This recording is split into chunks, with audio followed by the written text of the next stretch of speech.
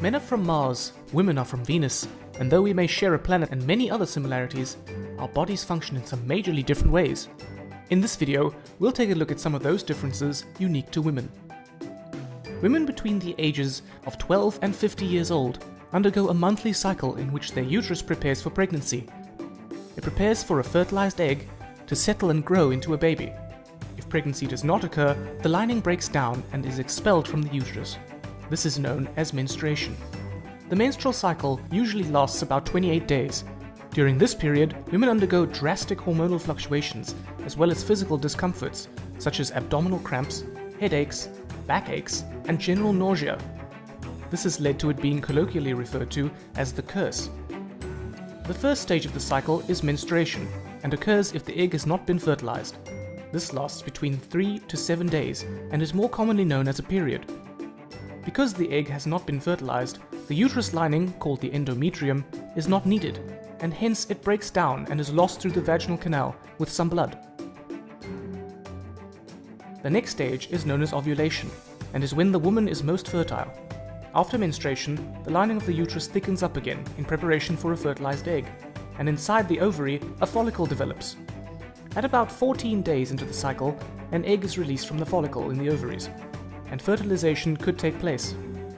If the egg is fertilized and embeds itself in the thick uterine lining, the lining is not shed, and thus menstruation does not occur, and the woman becomes pregnant. If it doesn't manage to embed, then the lining will break down and menstruation will occur and the cycle is repeated.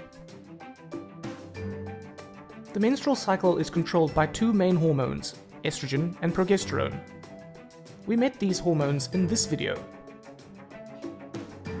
Estrogen is produced by the ovaries and causes the uterus lining, the endometrium, to thicken again after menstruation so that it is ready to receive an embryo. Progesterone is produced by the empty follicle in the ovary.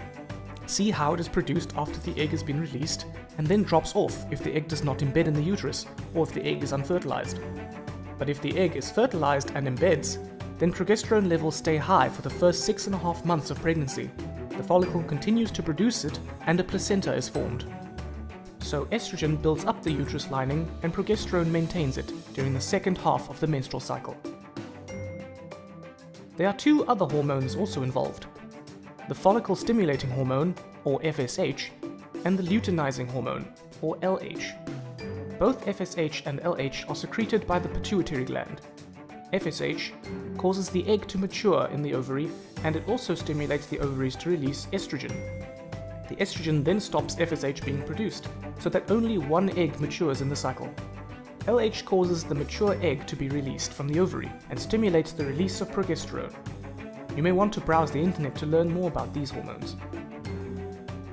So from this video, you should now have a better understanding of how the menstrual cycle works, how the main hormones estrogen and progesterone control it, and how a woman's body is affected by these drastic changes.